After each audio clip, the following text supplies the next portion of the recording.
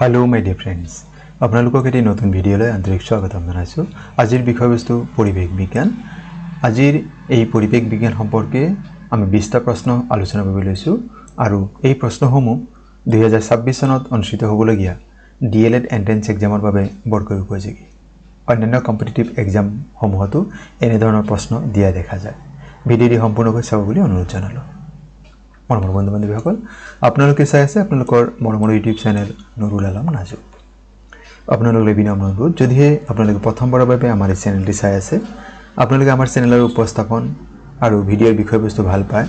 চেনেলটি subscribe কৰিবলৈ আশা থাকিল আৰু ভিডিঅ'সমূহ আপোনালোকৰ বন্ধুবৰ্গৰ সৈতে শ্বেয়াৰ কৰিব পাৰে আহকচোন বাৰু আজিৰ বিষয়বস্তু বিতংকৈ জানি লওঁ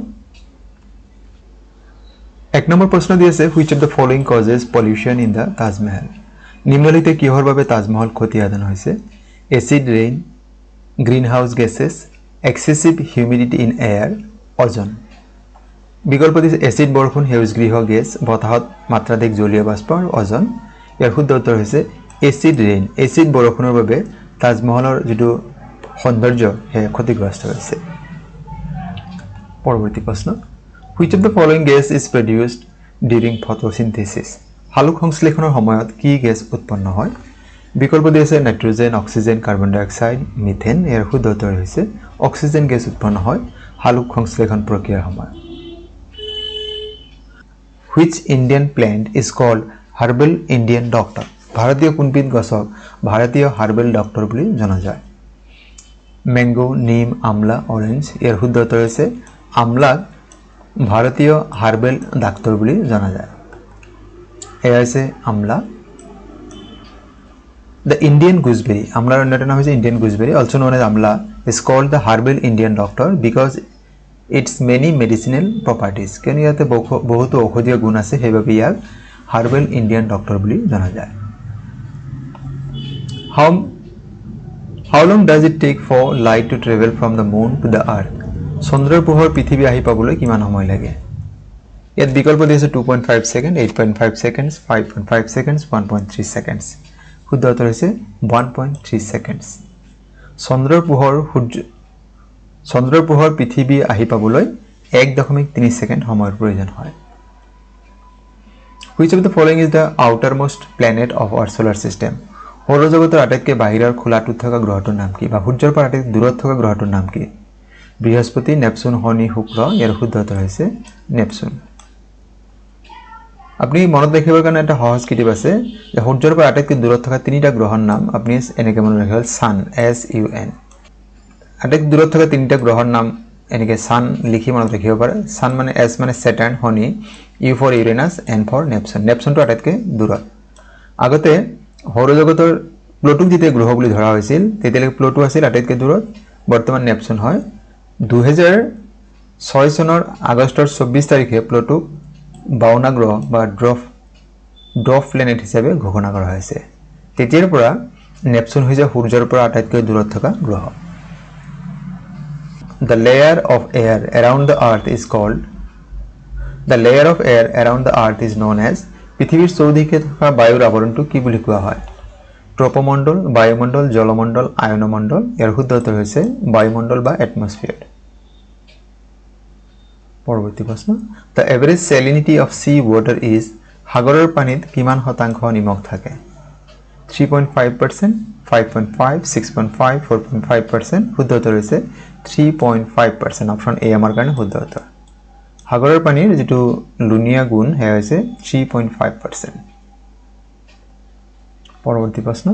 Who discovered theory of gravitational force কোনজন বিজ্ঞানী মাধ্যাকৰ্ষণ শক্তি তত্ত্ব আৱিষ্কাৰ কৰিছিল ইয়াৰ শুদ্ধ উত্তৰটো আপুনি দেখা পাইছে স্যাৰ আইজাক নিউটন পৰৱৰ্তী প্ৰশ্ন Phobos and Deimos are the moons of which planet যদি কোৱা পৃথিৱীৰ একমাত্ৰ উপগ্ৰহটোৰ নাম কি তেন্তে উত্তৰ হ'ব চন্দ্ৰ একেদৰে এই ফবস আৰু ডিমস কোন গ্ৰহৰ দুটা উপগ্ৰহৰ নাম হয় নেপচুন শনি বৃহস্পতি মঙ্গল ইয়াৰ শুদ্ধ উত্তৰ হৈছে মঙ্গল গ্ৰহৰ উপগ্ৰহৰ সংখ্যা দুটা হেয়া হৈছে ফবস আৰু ডিমস আৰু এই মঙ্গল গ্ৰহ মাৰ্স যেটো ইয়াক ৰঙা গ্ৰহ বা ৰেড প্লেনেট নামেৰে জনা যায় পৰৱৰ্তী প্ৰশ্ন Which of the following organ is affected by malaria malaria বেমাৰত দেহৰ কোনটো অংগ আক্ৰান্ত হয় মানে এজন ব্যক্তি যদি মেলেৰিয়া ৰোগত আক্ৰান্ত হৈছে তেন্তে তেওঁৰ কোনটো অংগ আক্ৰান্ত হোৱা বুলি আমি জানিম কিডনি বা বৃক্ক হাৰ্ট হৃদযন্ত্ৰ স্প্লিন প্লিহা আৰু লাংছ বা হাঁওফাঁও ইয়াৰ শুদ্ধ উত্তৰ হৈছে স্প্লিন প্লিহা মেলেৰিয়াত আক্ৰান্ত ব্যক্তি এজনৰ স্প্লিন বা প্লিহা আক্ৰান্ত হয় পৰৱৰ্তী প্ৰশ্ন which of the following is not a colour in rainbow ৰামধেনুত কোনটো ৰং নাথাকে আমি নিশ্চয় সকলো জানো যে ৰামধেনুত 7টা ৰং থাকে আৰু ৰামধেনু সদায় কি হয় বৰষুণ হৈ যোৱাৰ পিছত সূৰ্যৰ বিপৰীত দিশত আমি দেখিবলৈ পাওঁ এই ৰামধেনুত ইয়াৰ কোনটো ৰং নাথাকে ইয়াত বিকল্প দিছে হোমথিৰা বা orange blue red and black ৰামধেনুৰ ৰং 7টাত এই ব্লেক কালাৰটো নাথাকে ৰামধেনুৰ ৰঙত কোন কেইটা ৰং থাকে আমি তাকে জানি লওঁ red orange yellow green blue IndiGo আৰু ভায়োলেট এই 7টা ৰং থাকে গতিকে ইয়াত আমাৰ ব্লেক ৰংটো নাই গতিকে এয়া শুদ্ধ উত্তৰ কাৰণ ইয়াতে কৈছে কোনটো নাথাকে সেইটোহে আমাক ক'ব লাগে পৰৱৰ্তী প্ৰশ্ন The depletion of ozone layer is caused by কিহৰ বাবে অজন স্তৰ ক্ষতিগ্ৰস্ত হৈছে আমি নিশ্চয় জানো যে বায়ুমণ্ডলৰ অজন স্তৰে সূৰ্যৰ পৰা ওলাই অহা অতি বেঙুনীয়া ৰশ্মি বা আল্ট্ৰাভায়োলেট ৰেজ শোষণ কৰে আৰু পৃথিৱীক আমাক থাকিবৰ উপযোগী কৰি তুলিছে ইয়াত বিকল্প আমাক দিয়া আছিল carbon dioxide chlorofluorocarbon sodium chloride nitrous oxide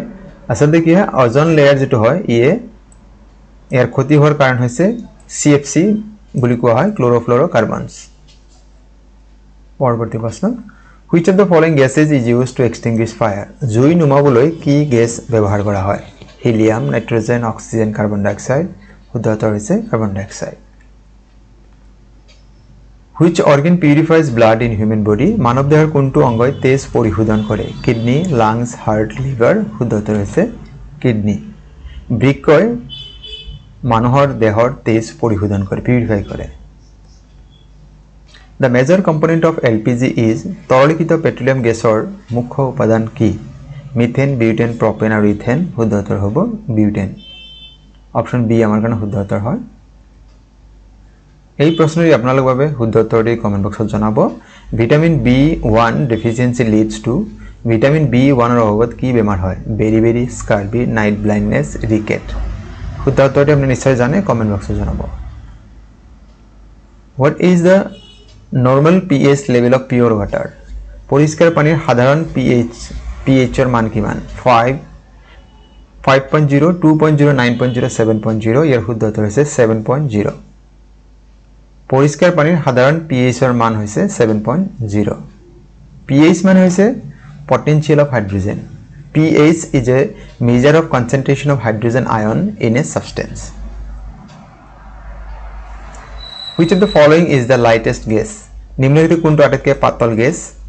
helium nitrogen oxygen hydrogen উত্তৰটি হৈছে হাইড্ৰোজেন হাইড্ৰোজেন হৈছে আটাইতকৈ পাতল গেছ